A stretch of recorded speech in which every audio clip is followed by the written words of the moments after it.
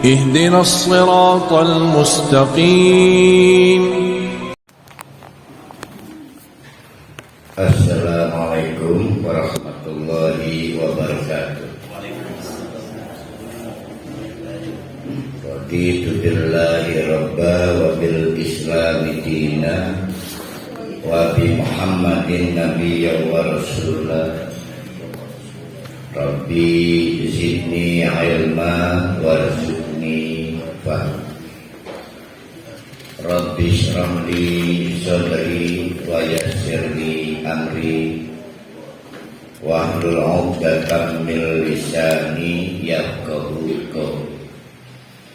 Ini akan menjadi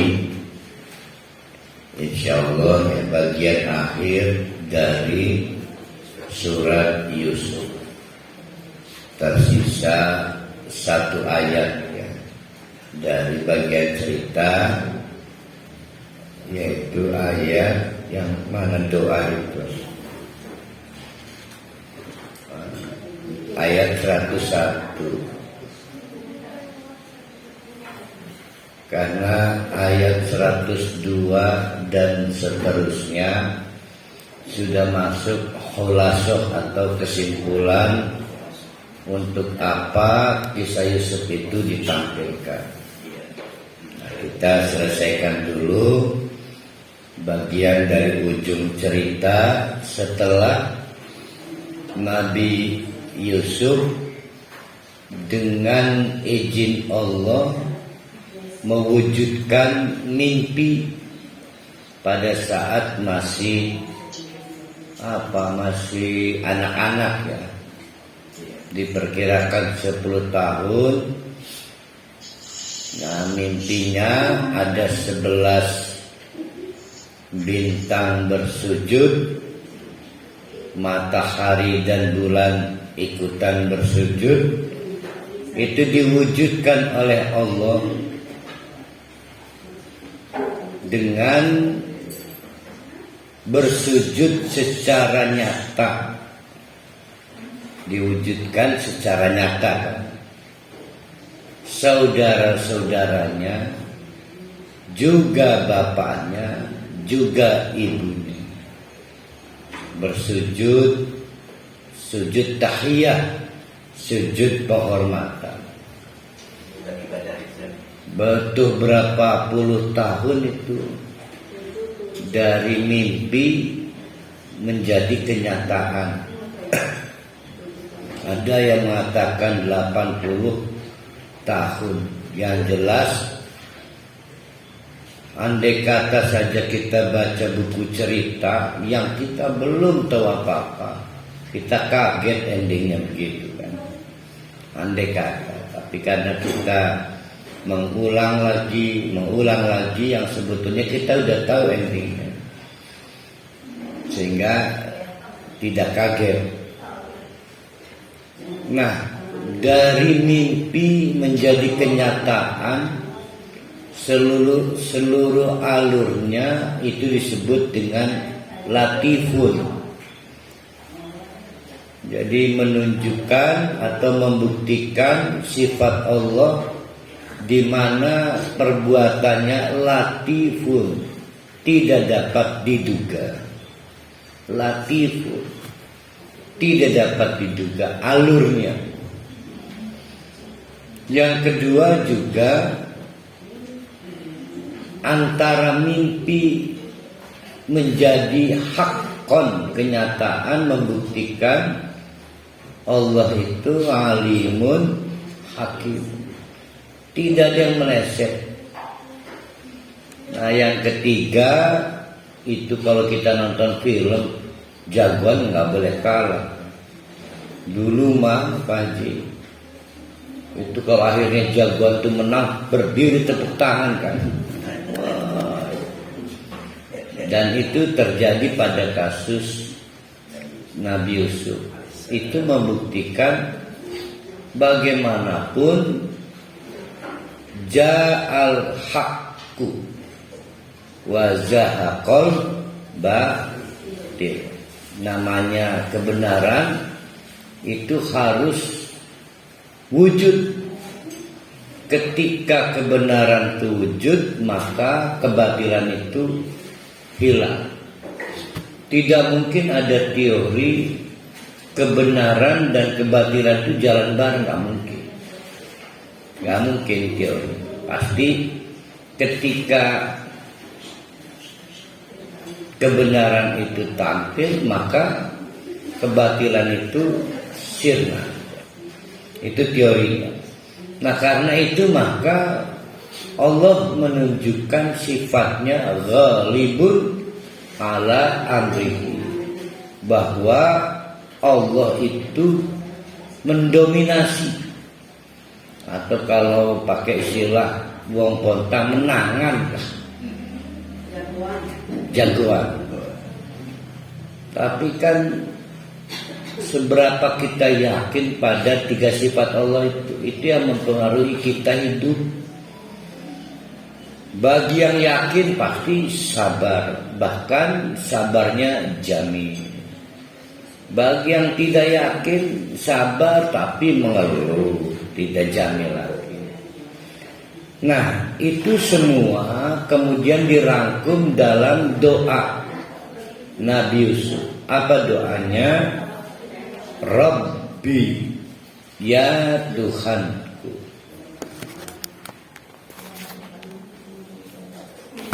Rabbi, ya Tuhanku. Qad ataitani, sungguh seolah Nabi Yusuf ingin mengatakan, saya akui engkau telah mencurahkan kepadaku minal mulki, cuma sedikit dari kekuasaan yang bisa saya nikmati, sedikit.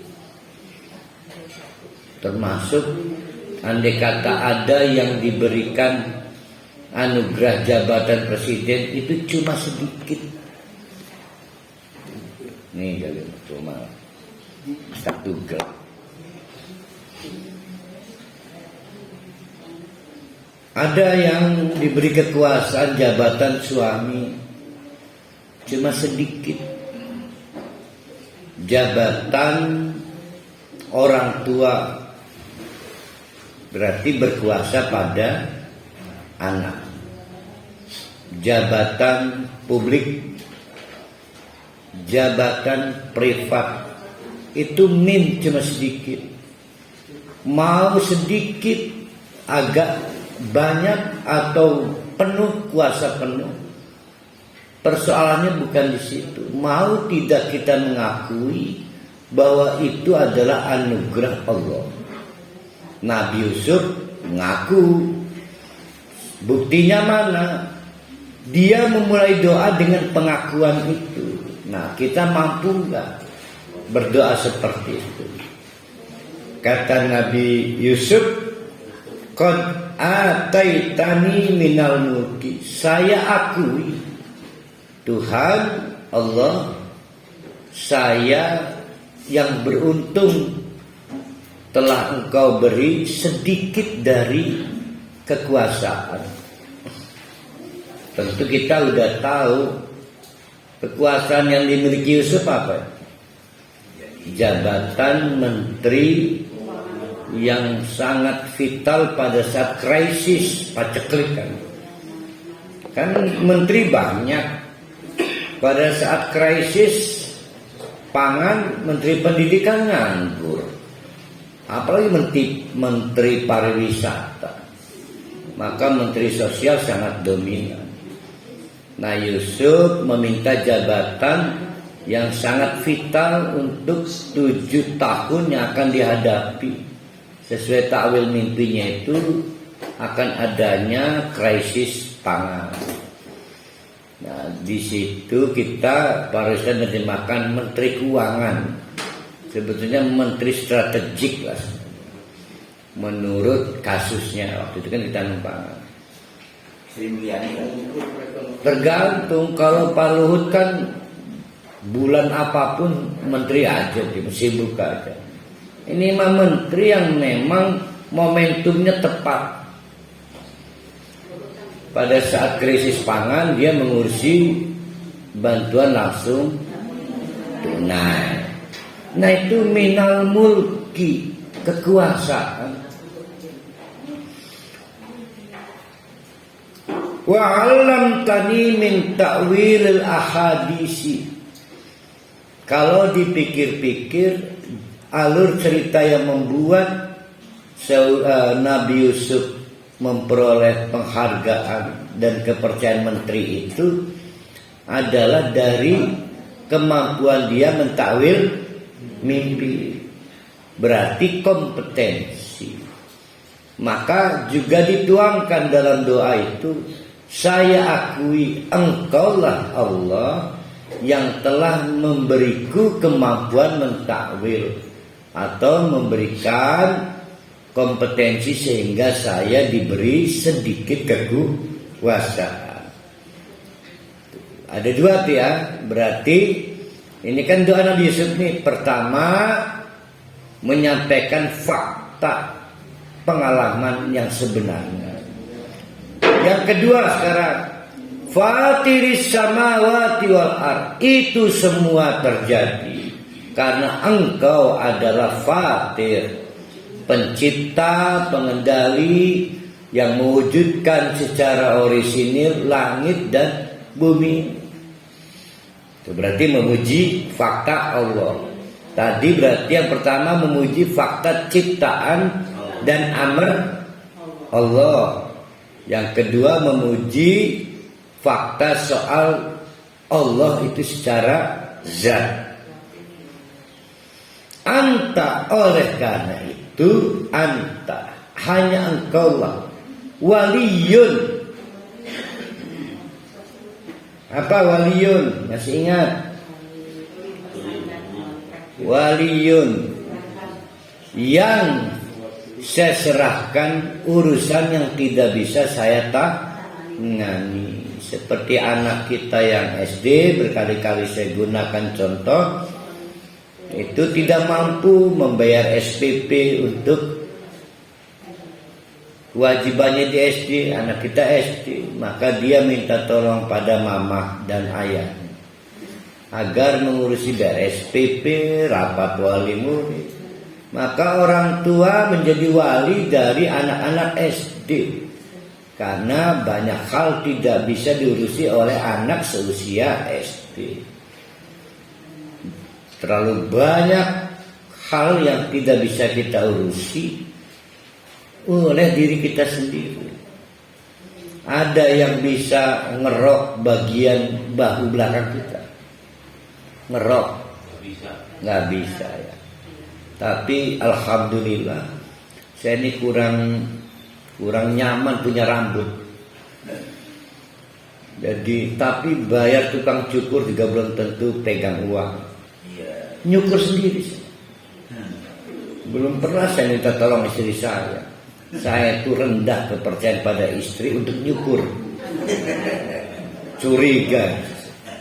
Jadi saya alhamdulillah nyukur sendiri. Tanyakan tuh istri saya yang masih hidup. Tapi yang lain saya nggak mampu ngerok, butuh istri. Apakah kita mampu memastikan besok pagi kita dapat matahari? Kan tidak. Nah itu kita butuh Allah. Maka ya Allah, saya banyak hal yang tidak bisa saya lakukan. Oleh karena itu tolong urusin saya. Jadi kalau kita menyebut Allah adalah wali saya, itu artinya ya Allah, tolong urusin saya agar saya bisa maksimal. Itu istilah wali. Nah Nabi Yusuf menunjukkan ketidakberdayaannya. Kata Nabi Yusuf, betul saya menteri, tetapi faktanya engkau adalah penguasa langit dan bumi. Oleh karena itu ya Allah, tolong urusi saya sebagai wali.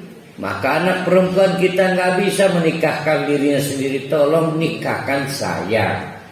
Berarti butuh wali. Gimana kalau nggak punya orang tua? Namanya wali hakim. Anta waliyun fid dunya wal akhirah. Baik sekarang pada saat hidup, apalagi nanti. Gimana soal kamar saya di kuburan? Ya Allah, tolong pastikan adalah kamar yang longgar, lega, nyaman. Karena itu kan nggak terjangkau. Brosur-brosurnya nggak ada yang akurat soal kamar di kuburan saya nanti. Berapa AC-nya, apakah setengah PK, 1 PK, penerangannya enak enggak, LED-nya itu ya. Jangan-jangan bikin nggak bisa tidur, macam-macam lah. Dindingnya, wallpapernya. Ya Allah, gelap benar itu. Tolong urusi saya, karena engkau adalah wali saya. Akhirnya kata Nabi Yusuf, nah ini sebelum berlanjut doa Nabi Yusuf, kira-kira untuk orang seperti Pak Haji Rusti, didampingi istri pernah, ngurusi anak pernah, megang palu hakim pernah, nyari apa lagi tuh? Ya udah kan habis kan. Berarti sekarang malah dikasih umur berapa Pak Haji Rusdi ini? Baru 81 Ustaz. Waduh, masih panjang 81. Mirip Nabi Yusuf lah Pak Haji Rusdi ini. Kira-kira yang sekarang dicari Pak Haji Rusdi apa sekarang? Banyak Ustaz. Nah, Nabi Yusuf tinggal berpikir semua udah pernah saya rasain. Yang belum pernah saya rasain adalah penasaran rasanya akhirat. Pintu masuknya kan wafat. Maka kata Nabi Yusuf, tawaffani muslimah. Ya Allah, tinggal satu yang saya cari. Gimana caranya saya mengakhiri dunia itu musliman dalam keadaan pasrah. Ya, pasrah. Kenapa pasrah? Wong udah pernah semua kok. Apakah bagian dari doa Nabi Yusuf ini menunjukkan Nabi Yusuf minta mati? Hah? Enggak. Jadi kalau kita terjemahkan secara panjang, wa tawaffani musliman, ya Allah, andai harus berakhir jatah hidup di dunia ini, maka akhirilah hidup di dunia ini muslimah dengan ya agamanya sebagai Islam, tapi sebenarnya bukan itu. Tapi sebagai orang yang pasrah. Karena pasrah maka penuh senyuman, mata tidak melotot, ya. Otot tidak kejam. Nah ini yang indah ujung dari doa Nabi Yusuf. Wa'alhiqni, dan pastikan saya masuk asosiasi bisolihin, orang-orang yang mampu menyelesaikan hidup secara tepat. Soleh itu tepat, tepat umur, tepat waktu, tepat cara beribadahnya. Soleh tepat. Kita pengen masuk di, nanti kan di akhirat itu kan ada grup-grupnya, ada WA grupnya. Para kali ini kelompok soleh peringkat dia 2 lah, peringkat 1 ini nanti ketuanya Pak Haji Rusdi, maksudnya paling tua maksudnya.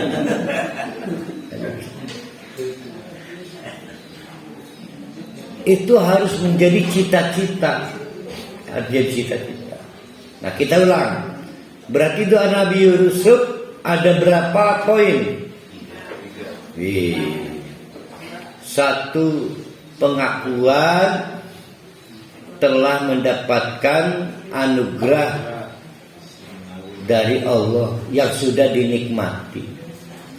Dua, pengakuan tentang kekuasaan Allah. Tiga, pengakuan tidak berdaya tanpa Allah. Empat, yaitu ya Allah minta happy ending, cara meninggal sebagai husnul khotimah. Yang kelima, meminta jaminan kelompok mana kita nanti berkumpul. Nah, saya ingin dari ujung. Jadi bapak-bapak, ibu-ibu, apa sebenarnya kita cari? Yang kita cari adalah kepastian keanggotaan kita di akhirat di kelompok mana, di organisasi mana. Nggak penting sekarang organisasi apa, nggak penting sekarang kelompok mana, nggak penting kamu besan siapa. Yang terpenting itu mengkuprimen kerasa apa kita niki. Nah, dari situ kita tarik. Kalau saya pengen bersama Nabi, saya harus berkumpul dengan pengajian ini. Sehingga pengajian yang kita butuhkan adalah pengajian yang mengantarkan pada tujuan goal akhir nanti. Termasuk yang mau berangkat umroh, mau berangkat haji, ada bersama Yusuf Mansur, bersama Agim. Bukan itu kami yang dicari. Nah, itu udah kemakan setan, seolah-olah hebat yang Agim sekarang. Bukan, carilah fasilitas-fasilitas yang memastikan nanti saya kumpul dengan orang soleh, para nabi. Jadi tujuan akhir itu yang harus dicapai. Nabi Yusuf istimewa. Semua alur kisah yang menunjukkan Allah itu latif mengantarkan Nabi Yusuf pada goal akhir itu. Dari sejak dilemparkan ke sumur, lalu kemudian harus mengabdi sebagai budak dari suatu keluarga yang akhirnya apa itu, dikasih hati makan jantung, dikriminalisasi, dipenjara, sampai akhirnya happy ending. Happy ending kan? Tidak. Yang membuat happy ending adalah apabila nanti di akhirat berkumpul dengan orang-orang soleh. Oleh karena itu siapapun yang sekarang lagi diberikan anugerah kekayaan, ada yang punya mobil dibanding yang belum punya mobil, ada yang rumahnya lebih bagus dibandingnya rumahnya masih standar.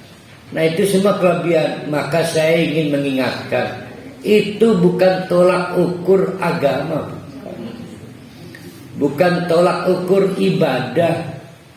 Jangan merasa wajar saya punya mobil, kamu belum dapat mobil, karena saya ibadahnya lebih baik. Itu salah.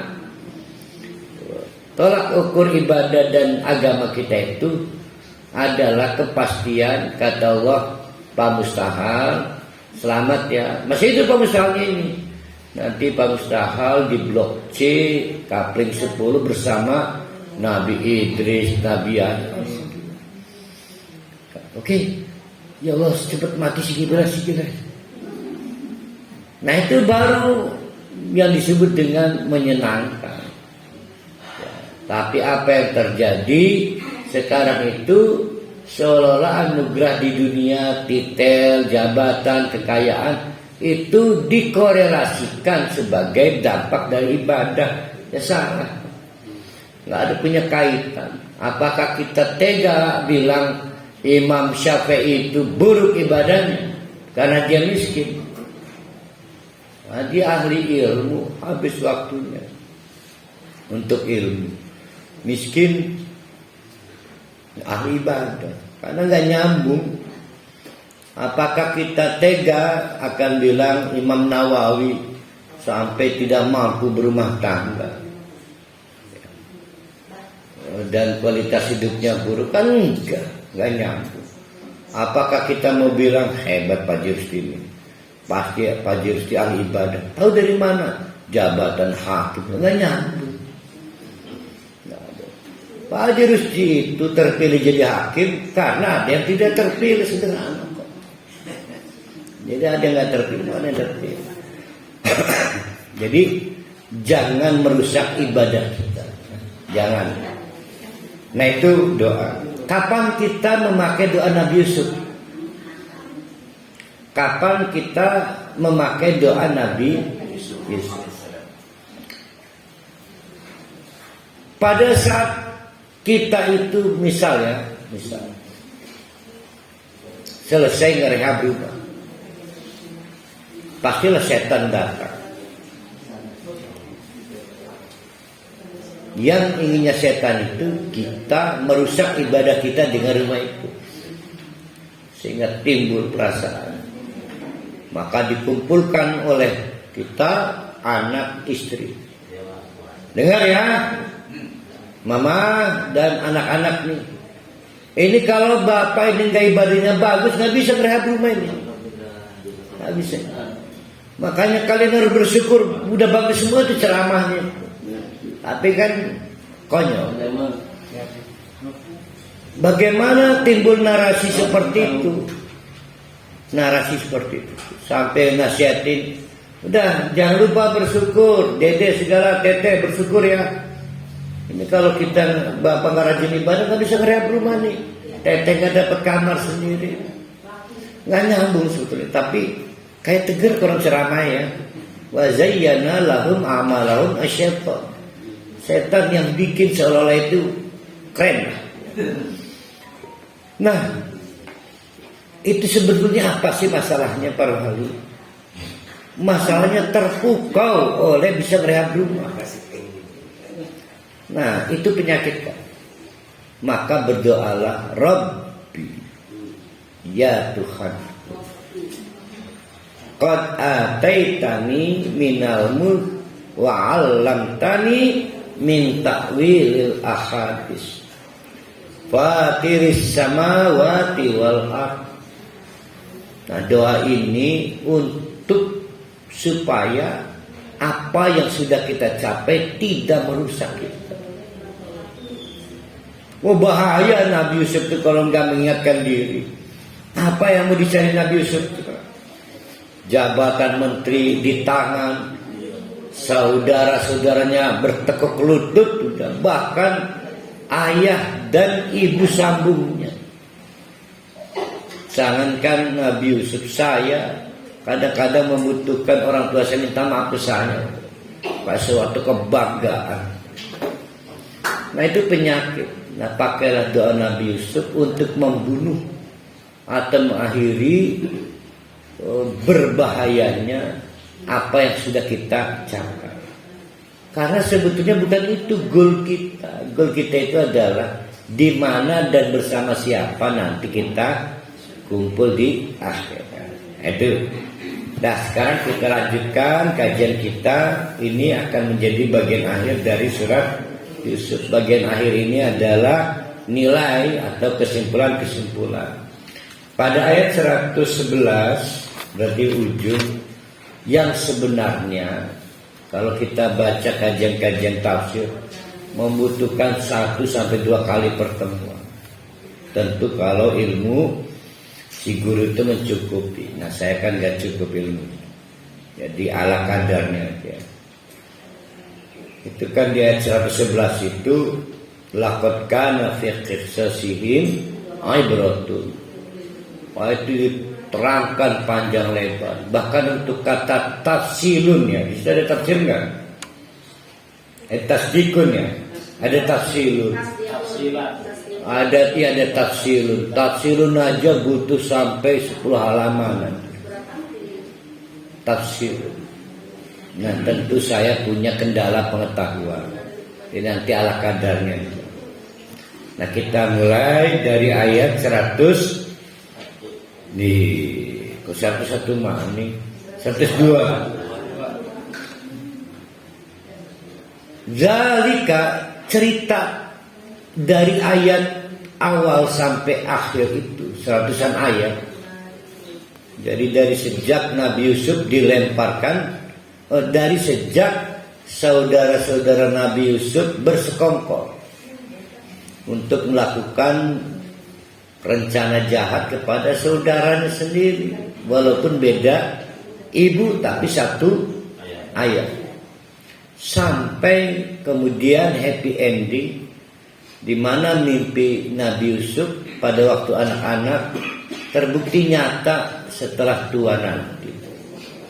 Zalika itu semua adalah min amba'il ghaibi nuhihi ilaika, adalah di antara hal-hal penting yang belum kamu ketahui, hai Muhammad, dan kami injeksi secara laduni kepadamu Muhammad.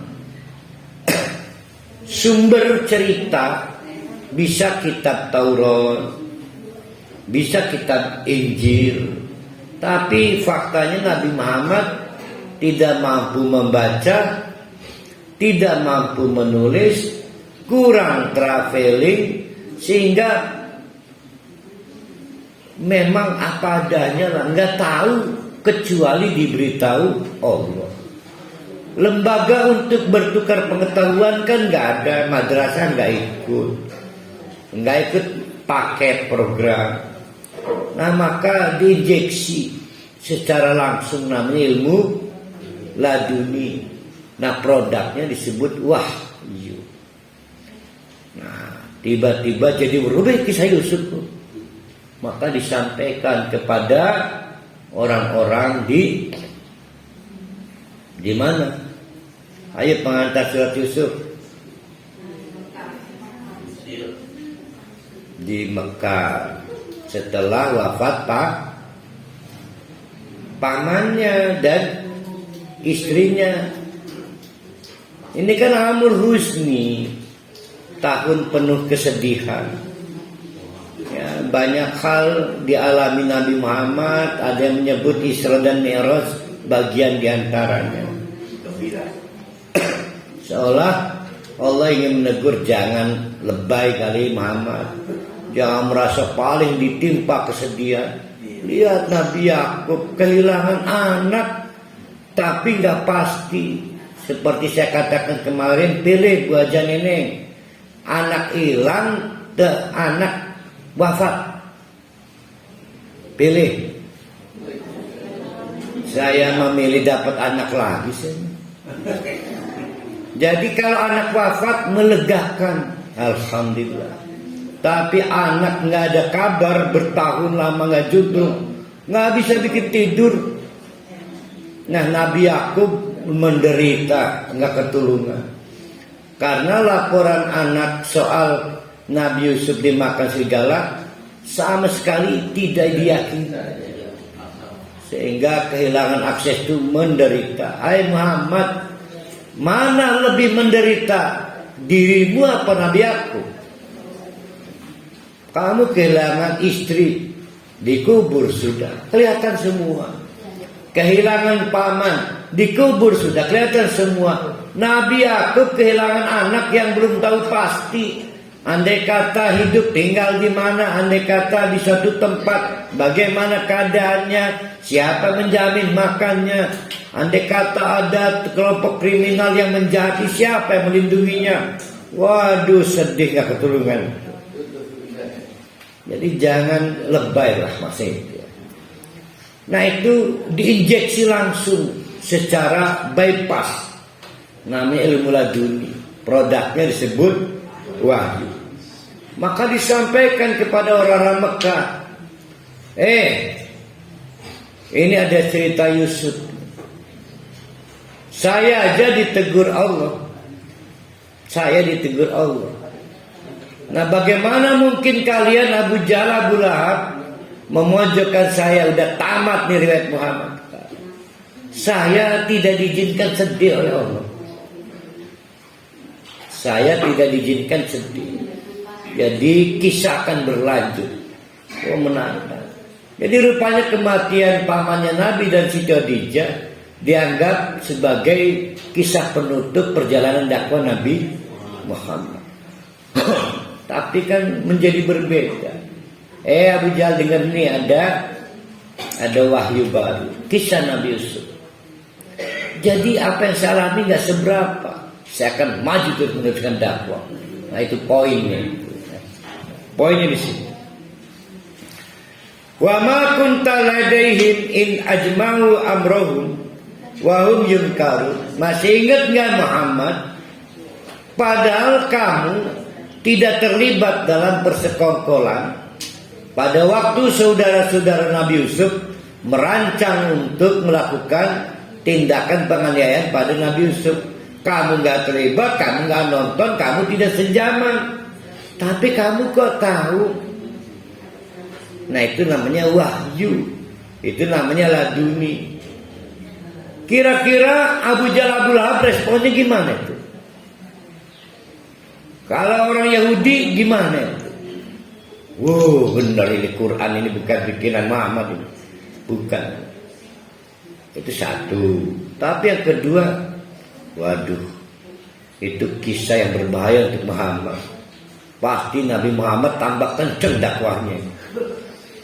Tambah kenceng karena merasa ada cermin Nabi Yakub, Nabi Yusuf.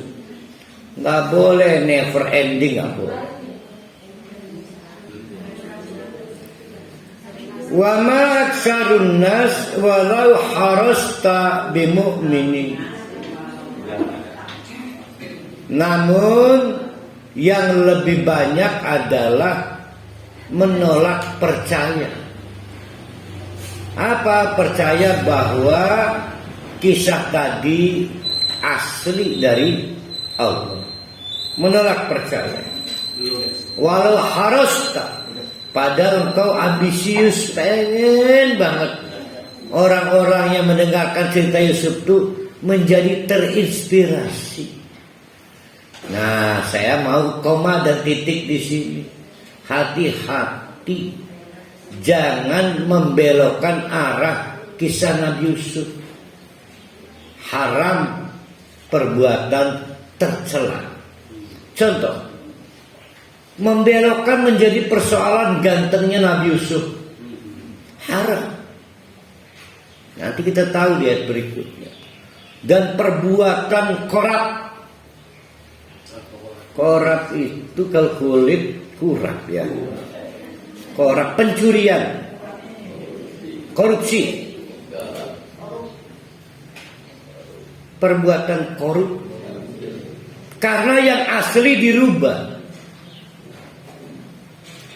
Karena kisah Nabi Yusuf tidak seperti itu. Ini bukan soal si ganteng-ganteng menggoda. Jadi tidak boleh membelokkan arah perbuatan dosa. Sebagaimana Nabi Muhammad sing diterima A, B, C, maka disampaikan A, B, C tanpa opini, tanpa tambahan opini. Ustaz, kalau begitu ada yang bikin-bikinan doa kama Allah ta Yusuf dan Bujuleha mah aja dia. Ya.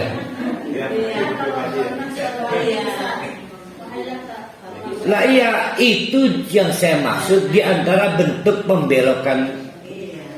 Karena bukan di situ.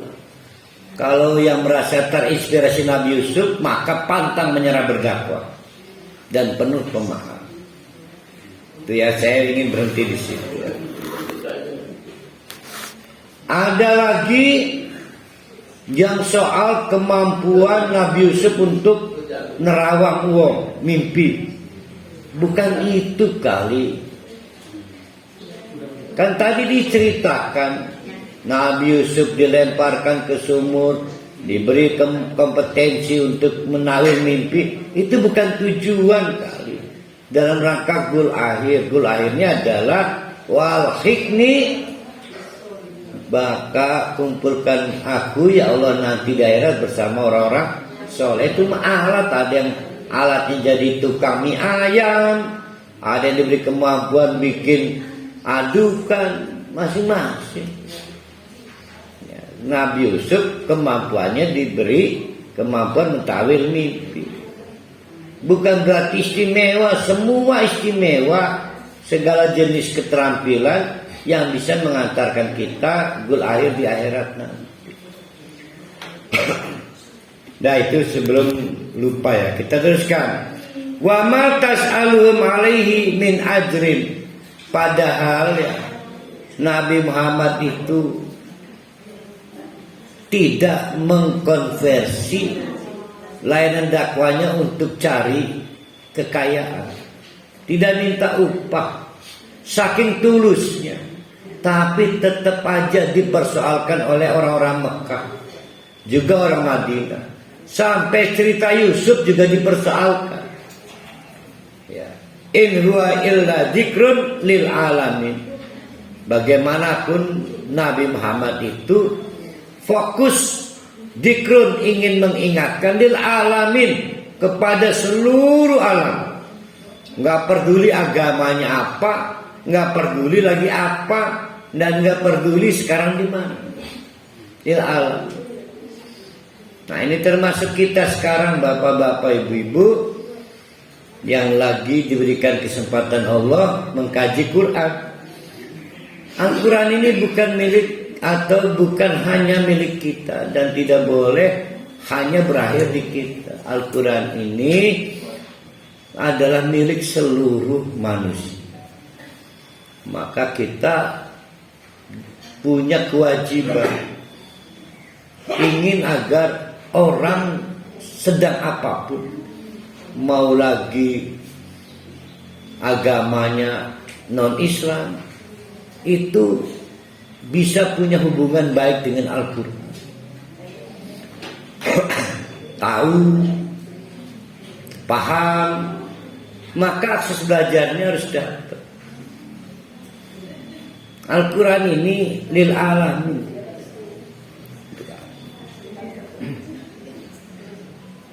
Ada yang melecehkan Al-Quran. Oh, dia menghina umat Islam. Nah, itu pembonsaian. Yang benar dia menghina Allah. Al-Quran ini bukan milik umat Islam, milik Allah. Untuk seluruh umat manusia. Maka kalau jadi muallim, jadi guru, parohali, jangan dibikin sulit jemaahnya sampai nggak panjang. Dibikin semudah mungkin. Jangan pengen dilihat kelihatan pinter, sedikit-dikit istilah uang Arab. Ya, enak kedalam, insya Allah. Subhanallah. Endah pikun. Endah kedalam fasih. Ya. Jangan dibikin menyeramkan. Perhatikan bapak-bapak ibu-ibu, sebagaimana di kitab Al-Nur, karya ini serem. Kasihan jemaahnya. Memang jemaahnya kagum. Wah, Allahu Akbar. Para kali luas bacaannya, luar biasa. Kita nggak salah milih Ustadz ya. Kita luas, referensinya banyak dan sanadnya besar. Akhirnya jamaah umat bingung. Berat ya, belajar Quran itu berat. Nggak tahu saya, Ustadz Rohani itu lagi pamer kali ya, lagi pamer referensinya banyak. Nanti antum silakan datang ke rumah saya punya 10.000 buku. Ternyata wallpaper. Untuk foto doang gua aja, wallpaper. Ya, bukan dampak buruknya ke jamaah. Sekarang bayangkan oleh para wali, jemaah yang pengen dengar para wali ngaji masih belum masuk Islam. Gimana? Dia punya hak mendapatkan kasih sayang Allah melalui Quran. Jadi jangan dibikin serem. Yang ketiga, jangan membuat satu opini. Ngalir aja sih maunya Allah, Pak. Ngalir aja. Jangan nggak percaya Allah itu maha kasih sayang. Nah ini kalau sampaikan bahaya ini, berat, ini ngelawan adat ini. Namanya nggak percaya Allah. Harus percaya bahwa yang disampaikan Allah itu akhirnya happy ending. Akhirnya kita korting-korting, disebutnya manajemen materi dakwah atau manajemen kurikulum dakwah. Yang ini nanti dulu. Nah, perhatikan apa yang terjadi antara saya dengan ibu-ibu dan bapak-bapak. Dari Sabtu ke Sabtu, Ahad ke Ahad, semua yang pernah kita lalui di belakang. Kita jalan terus. Kita sekarang udah di juz berapa ini? Juz 12 atau 13. 12B berarti ya. 12B. Tanya kayak Pak Faris tuh. Kapling 12B ya. Nggak berani ngomong 13. Angka ini bahaya. Iya, angka sial ya. Jadi 12 abjad. Nah, pernah tidak ada ayat yang kita tunda pembahasannya? Nggak ada kan? Jalan terus. Saya baru sadar ini 13 benar. Waduh, kita butuh 18 tahun lagi Pak Jirusti. Kita khatam 18 tahun lagi. Jadi insya Allah masih lama Pak Jirusti. 18 tahun. Nggak pernah ada yang kita, maaf ini kita tunda dulu Pak saja. Bahaya ini bahaya aja. Nggak ada. Yakin apa yang disampaikan Allah dari ayat ke ayat, happy ending kok. Jadi jalan aja.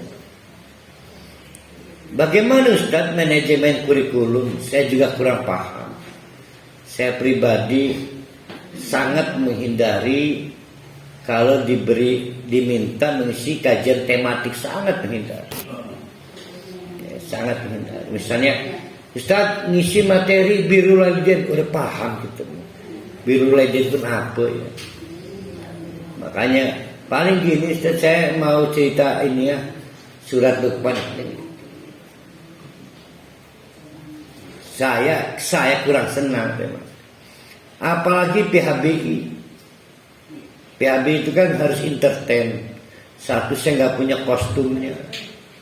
Kan butuh aksesoris tuh. Selendang, sorban. Nggak punya aksesorisnya. Sendal lili pisan kita. Jadi kurang entertain saya itu. Tapi saya bahagia dengan Quran itu ngalir. Sampai hari ini kan tidak ada yang depresi kan. Kurikulum itu kan berbahaya. Nah, tapi saya tidak pernah melihat ada korban Quran. Belum pernah. Kenapa itu teh anaknya kok gara-gara baca juz amat? Jadi percayalah, alur ayat demi ayat dari Quran friendly bang. Percaya ya, jangan ditak-atik lah, mengalir aja. Nah model-model seperti begini nih itu sangat berharga.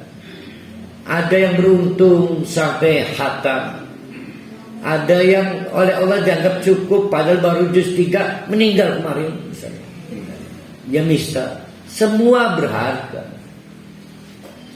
Jadi sebagaimana dulu Abu Bakar dari Iqra sampai Al-Yauma Akmaltu Lakum ngalir aja dia. Nggak pernah Nabi Muhammad Sikima Al-Baqarah beda, enggak ada dulu bang. Nggak ada kan. Dan hebatnya waktu Nabi Muhammad menjelaskan surat Yusuf, Nabi Muhammad pernah nggak pinjam juz amma? Enggak. Misalnya gini, sahabat, ini sebagaimana Allah juga berfirman di surat Al-A'raf, ayat enggak ada. Lah kita sekarang ceramah untuk satu materi 10 surat digabungkan. Sebagaimana Allah berfirman, ini aduh uplak nih kun ya. Gelasnya 1, 10 dalil. Ngalir aja si Nabi Muhammad tuh. Pada saat menerangkan Iqra bismi rabbikal ladzi khalaq, ya itu yang terangkan. Enggak harus diperkuat dengan surat Ali Imran. Apa adanya ngalir aja. Orang kedeleng hebat lah, yo setan dia sih pengen dideleng hebat.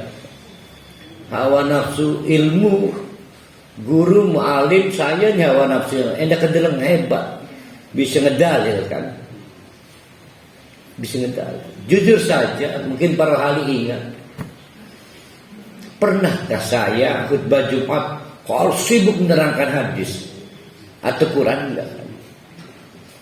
Saya membatasi 1/4 jam khutbah Jumat. Ketemu satu ayat itu aja. Gak pernah sampai sebagaimana Allah berfirman. Jadi sederhana aja lah. Jangan pengen dilihat tampil wah. Jangan. Ngalir aja. Nah ini semua penting agar Al-Quran ini mudah dan memang milik ibu-ibu, milik bapak-bapak. Saya ingin menggambarkan mana yang dulu dibikin Allah, manusia apa Quran? Ayo. Manusia dulu. Mana yang lebih dahulu terjadi? Pak Haji Rohali dibikin Allah, apa Al-Quran diturunkan ke dunia?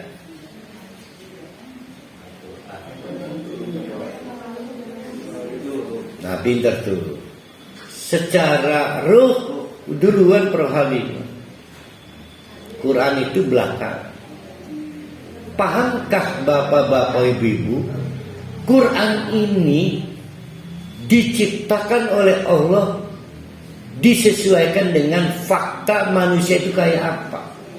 Bahwa manusia matanya di depan, telinganya 2 kanan kiri, mulut di depan, tangan 2, kaki 2.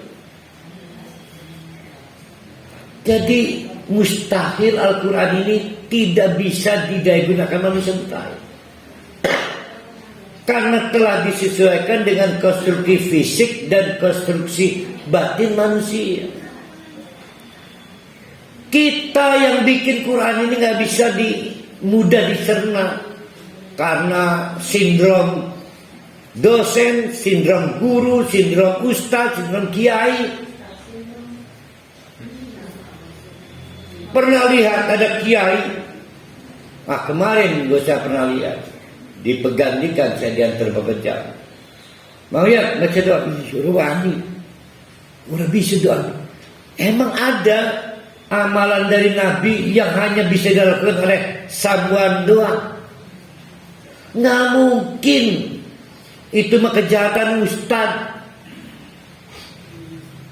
Doa panjang 2 halaman. Saya demi Allah nggak hafal, bapak-bapak ibu-ibu doa-doa kayak gitu. Demi Allah seneng hafal.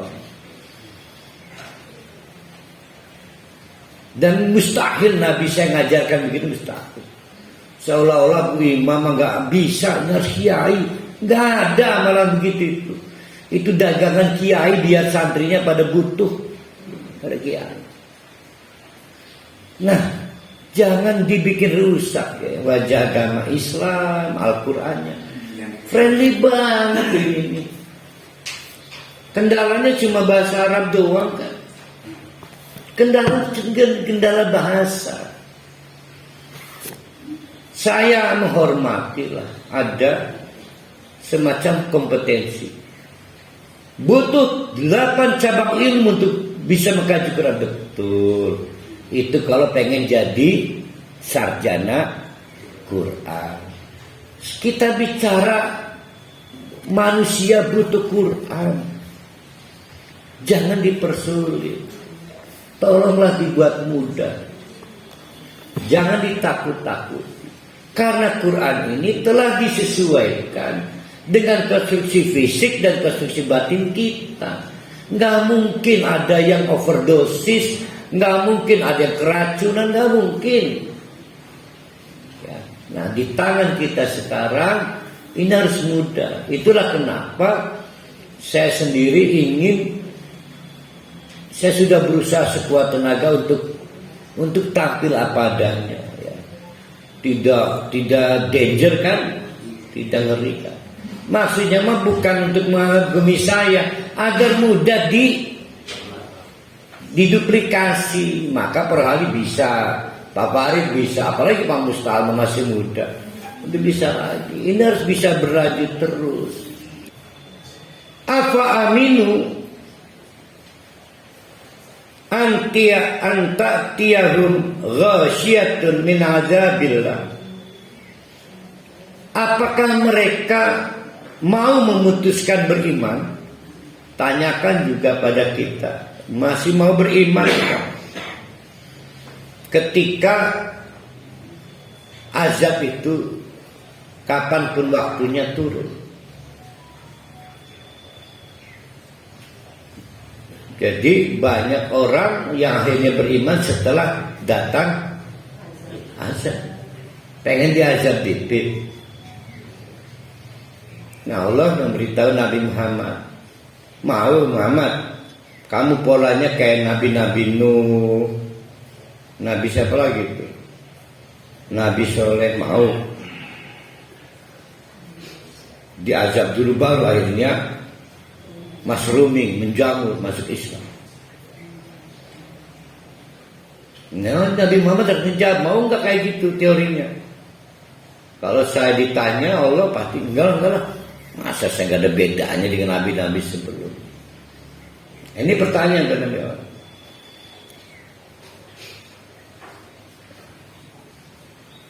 Al-Ta'tiyahum syabaghtatan wa hum la yash'urun. Atau sekalian aja deh dibikin kiamat baghtatan, secara mendadak, tanpa bisa diantisipasi, apalagi mitigasi. Tapi nggak sadar bahwa itu kiamat. Dikiranya cuma gempa kayak Turki, padahal itu kiamat. Hancur bumi ini. Kalau para wali ditanya Allah kayak gitu, gimana jawabannya? Sebagai mubalik, para wali tak banten ya, tak kayak kiamat ya. Jangan, saya masih semangat nih. Malu kali para wali dianggap gagal kan. Nah ini Allah, Nabi Muhammad lagi ditanya Allah begitu. Maka pertanyaan pada episode sebelumnya, Ustaz, apa beda azab di zaman sebelum Nabi Muhammad dengan azab setelah Nabi Muhammad? Jawabannya adalah kita punya kehormatan, bahwa kita di episode setelah banyak kisah silih berganti dari zaman Nabi Nuh sampai Nabi Isa, masa tidak punya nilai pembeda? Kita punya kehormatan, nggak boleh gagal seperti kegagalan Nabi Nuh. Tidak boleh, semua punya kegagalan. Nah, alhamdulillah Nabi Muhammad sukses. Kita penerusnya ini harus menjaga marwahnya ini, kehormatannya. Jadi azab akan membentuk satu logika, kita gagal dakwah. Azab itu gagal ya. Pernah nggak Pak Haji Yusti akhirnya dalam hati lesir kena kelagan melalui diazab? Pernah. Nah itu saat ada dua sisi yang bisa kita lihat. Satu, Pak Haji Yusti mentang-mentang para penyembah Allah mintakan azab. Satu. Sisi kedua, gagal ya akhirnya minta tolong Allah ya. Ada dua sisi itu. Sering kan? Ya Allah, azab sih. Jadi konfirmasi azab itu sebetulnya mengkonfirmasi kegagalan dakwah. Nah, Nabi Muhammad bertahan dengan kehormatan dakwah. Itu sebenarnya problem dakwahnya. Nah, kita teruskan. Kul, oleh karena itu, udah ya, Nabi Muhammad ya, siap berlanjut dakwahnya, siap. Tidak bersedia lagi walaupun Khadijah istrimu meninggal, enggak. Pamanmu enggak ada. Tidak ada Jagger, tidak ada backup, siap. Maju terus, pantang mundur. Maju tak bayar kan primen kan ya? Bukan diplesetkan itu maju tak bayar, maju. Apa dia partai?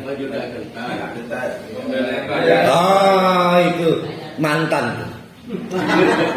Maju tak gentar membela yang bayar. Nabi Muhammad maju tak gentar tanpa bayaran apapun. Siap. Oleh karena itu mau nggak mau tidak ada pilihan, wajib kami sampaikan. Hadihi sabili, ini jalanku. Jalanmu mana? Ayo, ada sabili, ini jalanku. Seolah-olah menantang kepada orang-orang Taif, menantang kepada orang-orang Mekah yang mengkriminalisasi, mengintimidasi, menganggap Nabi Muhammad tidak relevan, tidak ramah adat, tidak ramah kebudayaan, anti toleransi. Hadis sabili, ini jalan. Ad'u ilallah, aku mengajak kepada Allah. Kamu mengajak kemana? Ayo. Sama Ustaz, saya juga ngajak Islam. Islam yang mana? Bagaimana mungkin ada Islam dengan banyak percampuran yang Nabi Muhammad tidak pernah melakukan? Kita mau nyebut aran Bu Haji Juleakun. Oh, itu Bu Haji Neneng, ya Allah. Lambat betul kepetuk ya, Pak Sari Bu Haji. Bukan berarti Bu Haji Neneng yang merah. Astagfirullahaladzim. Jadi di mindset saya itu Bu Juleha. Astagfirullahaladzim. Ya, bisa begitu ya kacamata ini ya. Di otak saya itu Bu Jelek kan sama Bu Haji Neneng ya. Astagfirullahaladzim. Waget saya. Astagfirullahaladzim. Apa masalah jarak pandangan ya? Padahal mau mewah itu punya Pak Haji Wawan ini.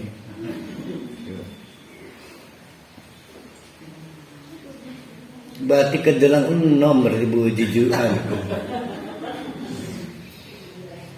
Tuh sampai hilang di semangat di kunya.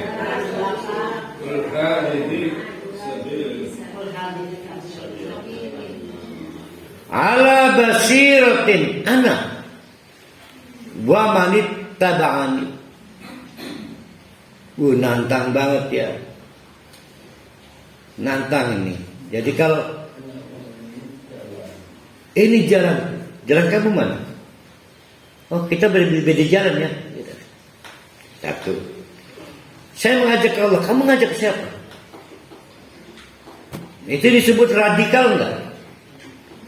Enggak, sebetulnya disebutnya penuh identitas. Wa subhanallah wa ma ana minal musyrikin. Nah, menarik. Nah, baru saya nulis. Akhirnya Allah memaksa Nabi Muhammad menegaskan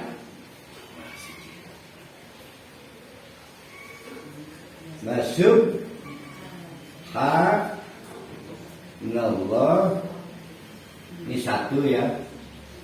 Terus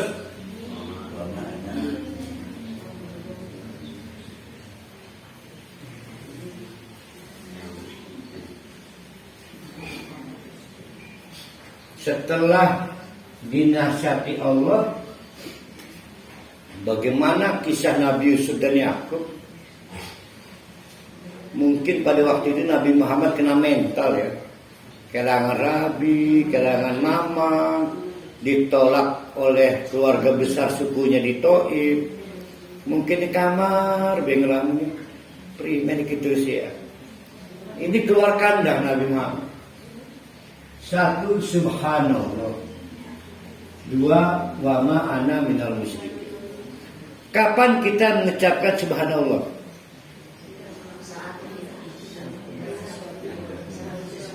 Pertama kali subhanallah itu muncul Nabi Adam sebelum diturunkan ke bumi. Maka malaikat dites. Bukan gitu ya.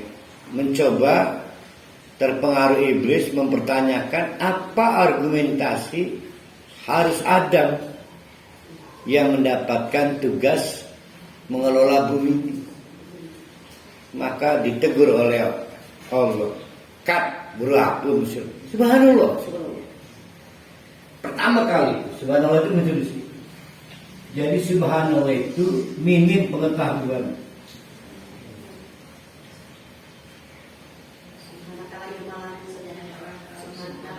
Iya, tapi takut ma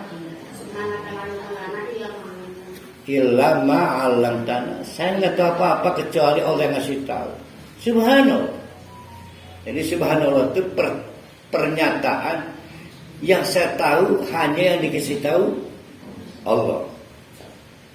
Sehingga kata Nabi Muhammad, terserah kalian berpesta pora menganggap perjalanan dakwah saya berakhir. Subhanallah, yang saya tahu Allah. Kata Allah, jalan-jalan. Ya. Mungkin kata nekat di Nabi Muhammad, kata Abu Jahal, sudah kehilangan dukungan, kehilangan isi, kehilangan modal, nekat ini. Kan yang bilang nekat kamu. Tuhan saya memang gak bilang nekat. Nah, itu namanya subhanallah. Wa ma ana minal musyrikin. Tapi ingat ya, saya tidak kayak kalian. Kalian musyrik. Kok bisa sih? Saya emang enggak. Jadi rupanya pada saat itu sudah berkembang model mix secara rububiyah, percaya Allah. Jadi orang Mekah itu kalau ditanya, ayo, siapa yang menciptakan langit? Allah. Siapa yang menciptakan bumi? Emang patung? Gak mungkin Allah. Allah. Kalau memang Allah yang menciptakan langit dan bumi, udah dong, jangan minta support dari patung. Gak bisa. Kami bisa kaya selama ini dari patung itu. Maka uluhiyahnya kepada ubudiyahnya kepada ghairi. Dua-duanya jalan. Dua-duanya jalan. Di mix. Kata Nabi Muhammad, saya nggak mau kayak gitu lagi. Tauhid saya tunggal. Baik rububiyah Allah, maka cara saya beribadahnya pada Allah. Itu yang membuat kita berbeda, nggak bisa disebut sama. Siapa bilang sama? Ini jalanku, mana jalan? Kalau sekarang pasti dianggap intoleran ini, ya.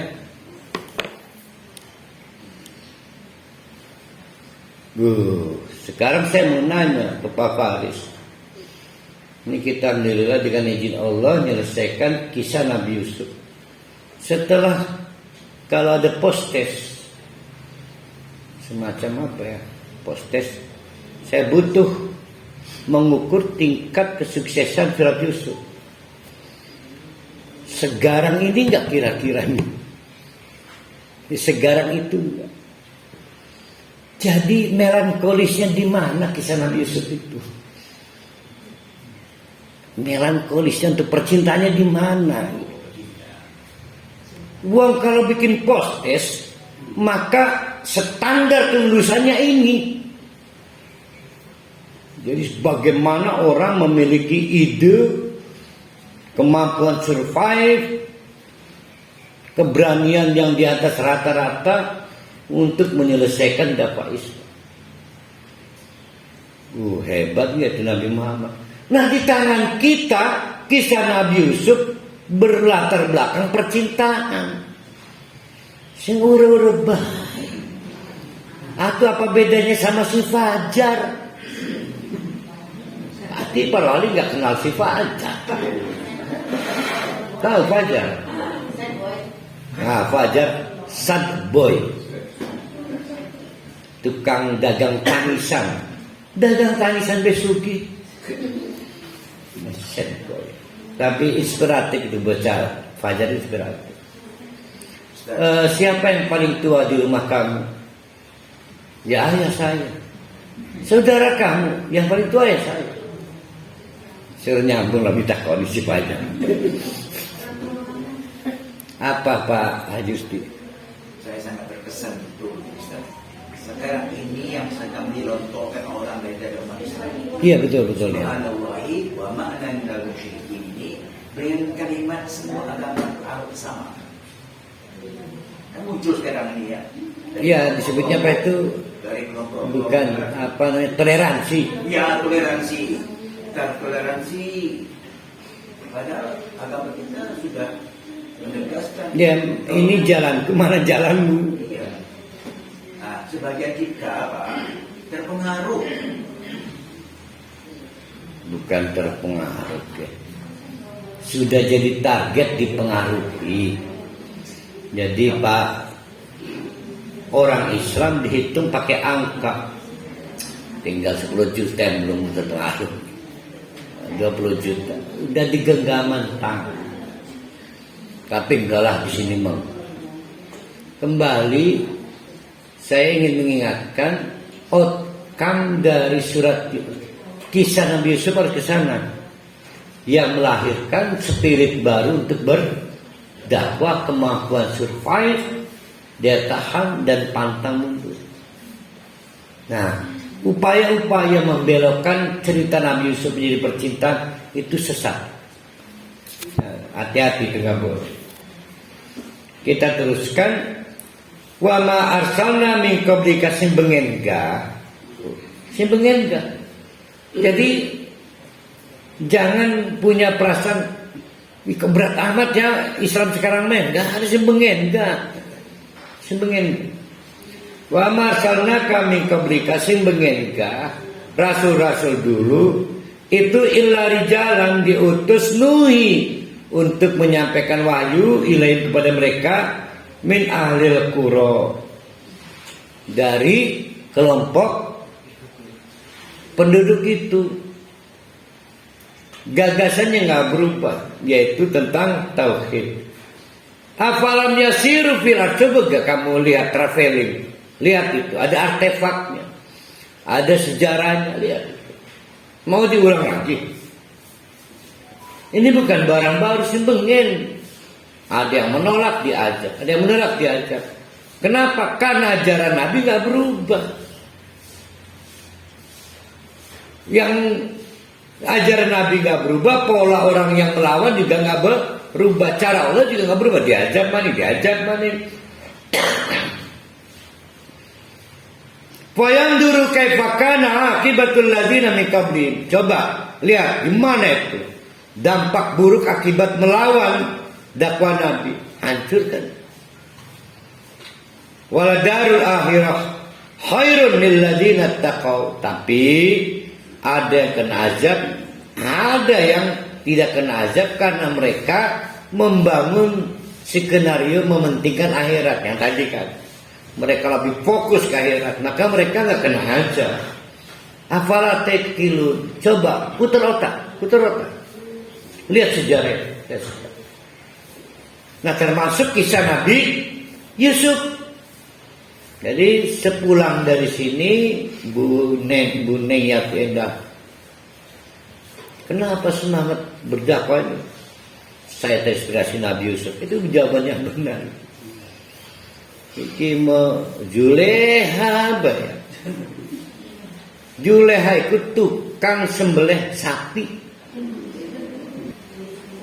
Hatta idastai asa, andai kata Muhammad engkau menghadapi case semacam itu paling badung umatnya.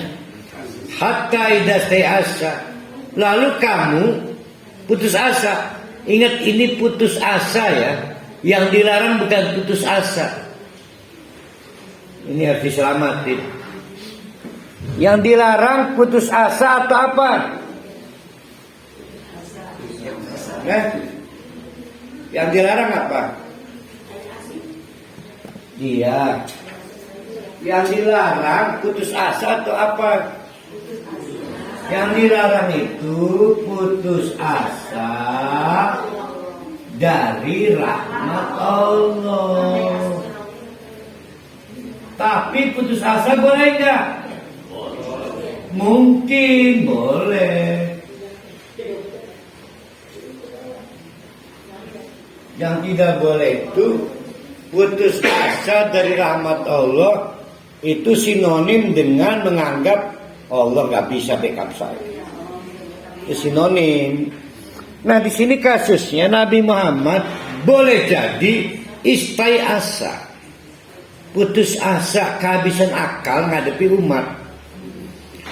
Jadi ingat, ini bukan putus asa dari rahmat Allah. Mustahil Nabi kehilangan ide bahwa Allah itu maha berkuasa, mustahil. Hatta idza asar rusul, sampai kemudian para rasul siapapun itu, Nuh, Ibrahim atau Muhammad sekalipun, itu mengalami kebuntuan, putus asa. Gimana ngadepi umat Badung itu ya, ngaji males, udan alasan libur,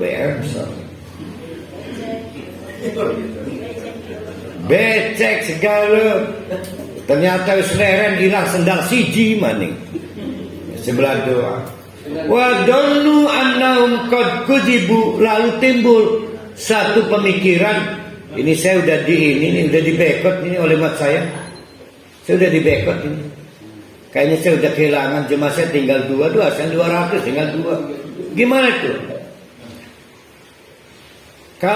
Kalau misalnya Bu Ima tuh baca surah ngalami situasi gitu gimana? Pak, kita istirahat aja dulu ya risennya. Kenapa? Bayangin dari 400 tinggal 4 jemaah kita. Kayaknya kita udah di bekot nih. Maka itu titik balik azab.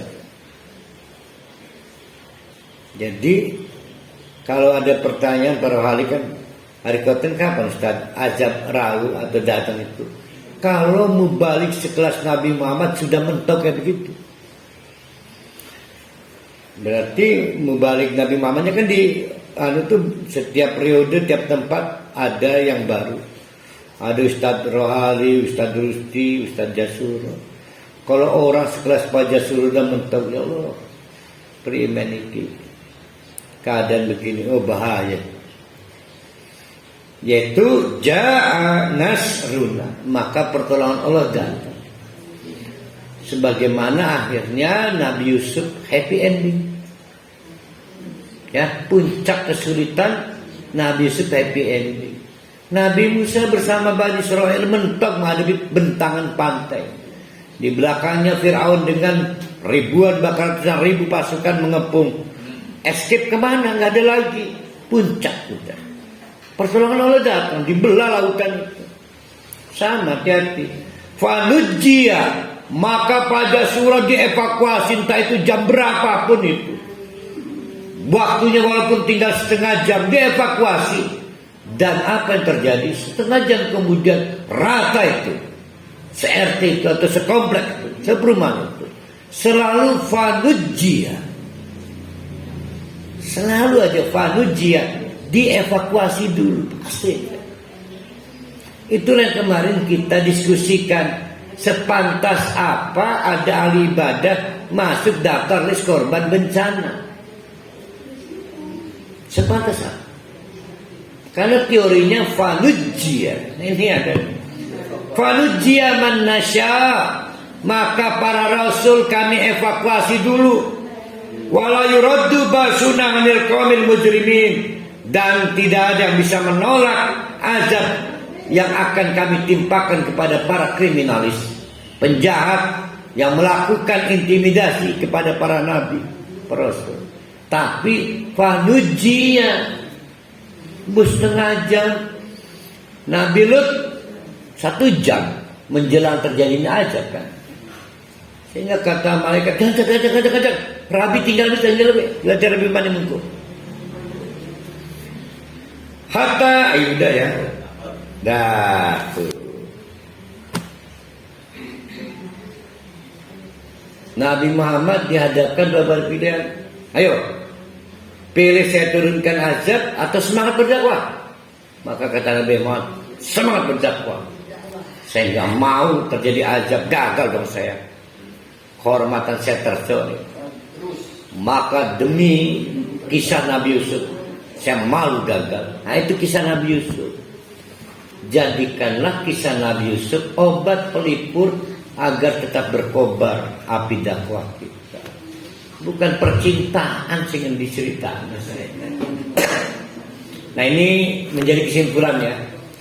Saya minta maaf pengetahuan saya terbatas, ini panjang ayat 11 ini. Laqad kana fi qisasihim, itu kisah-kisah terutama kisah Nabi Yusuf itu diciptakan karena itu pasti sudah diciptakan. Ibratun, ada nilai ibr li ulil albab kalau reseptornya dibuka. Reseptor itu hati kita, pikiran kita.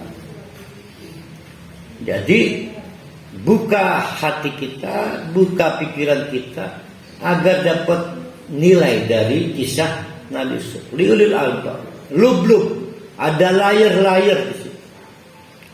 Setiap layar punya pintunya. Buka layar-layar itu, lapisan-lapisan. Makana hadisan, dia bukan cerita omong kosong. Nggak boleh dibikin asik. Wih ada tiga jadi dedemena. Nggak boleh. Ini cerita keramat. Hadisan yuftaro, bukan cerita dibikin-bikin, bukan fiktif. Ini kalamullah, kisah yang mengkisahkannya Allah untuk gagasan besar agar dakwah Nabi tidak padam.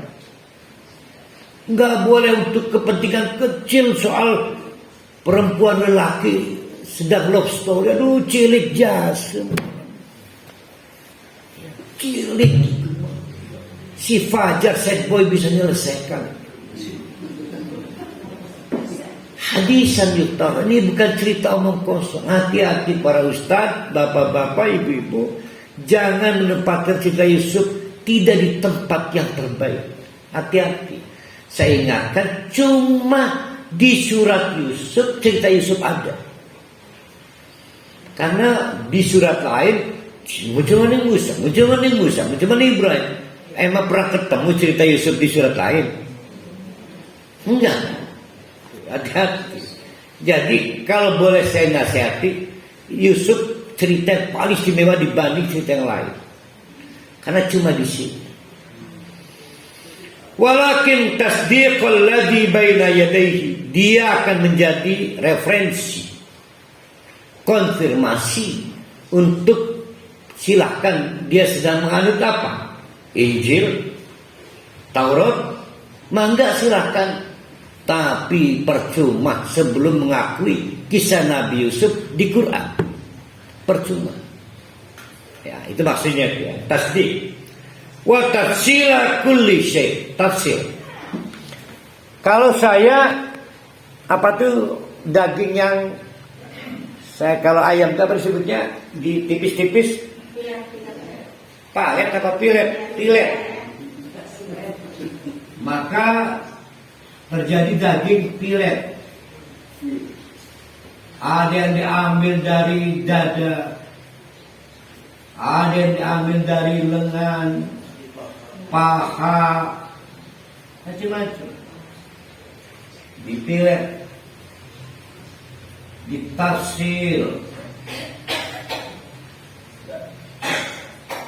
Apakah ada dada yang jadi pilet? Dada yang asalnya nggak nyambung dengan lengan, dengan paha, semuanya saling nyambung. Maka perlu tafsir. Ya. Jadi kendati pun sudah dipilah-pilah ini episode pembuangan Yusuf ke sumur. Ada episode kriminalisasi oleh istri menteri. Episode. Tapi asalnya apa itu? Asalnya dada dengan paha, asalnya apa?